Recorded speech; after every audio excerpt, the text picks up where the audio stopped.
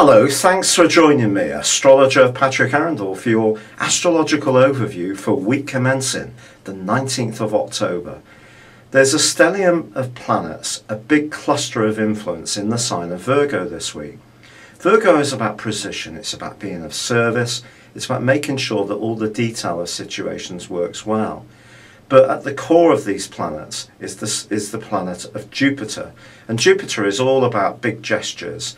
And we need to make sure, therefore, that we don't scatter ourselves too thinly this week, because there is, alongside Jupiter, Mars, and then later in the week, Jupiter then forges a link with Venus.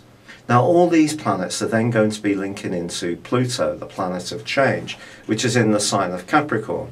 Now, of course, Virgo is earthy, Capricorn is earthy too, so the link can be very productive if we handle it right. Because when Jupiter and Mars get together in particular, they can give us a sense of invincibility, that nothing can go wrong. Just at the time when the Virgo influence is reminding us that if we just go for the big picture and don't concentrate on the detail, we could soon trip ourselves up. So we need to stay grounded, we need to stay humble, but at the same time still be highly motivated.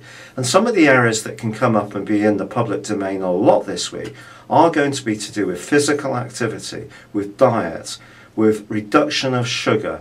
Now, I know there's an awful lot of talk about reduction of salt too, but it just depends on the type of salt from what I've been reading. Bad salt is very bad for you. Good salt can actually be not too bad as long as we don't overdo it.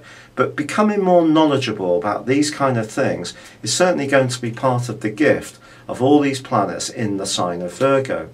But they're very much to do with being of service to people as well. So if we can use the energy that these are generating to reorganize our situations, to be of service to our own bodies, our own minds, or the fellow people that we live with, work with, or involved with romantically or within our families, then again we can make this work satisfactorily.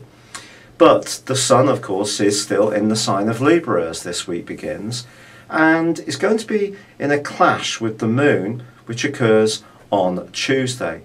This suggests that the way we come across to other people is something that we need to be conscious of this week.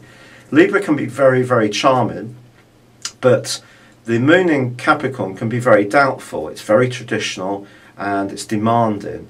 So even if we do think that we're handling a situation well with someone in a position of authority, or perhaps in a junior role to you, we need to be conscious of how they receive our messages. Again, don't try too hard, but equally don't take it for granted.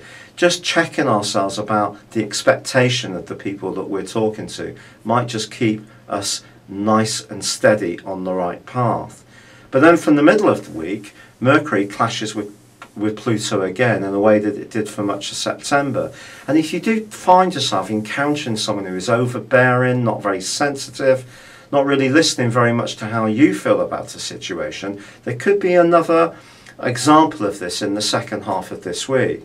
With the Sun moving into Scorpio on Saturday, however, then the accent very much changes, because essentially Libra is about fairness, justice, it's about communication, which of course Scorpio is much more deep and passionate and can stir up all sorts of energies. So it could be interesting what emerges by the very end of this week, dependent on the type of week each of us actually has. But if we can do something to revolutionize our situations, to make it work more smoothly, more efficiently, and just more in balance, well, that would be a pretty fine thing to do. Thank you for joining me, good luck, and goodbye for now.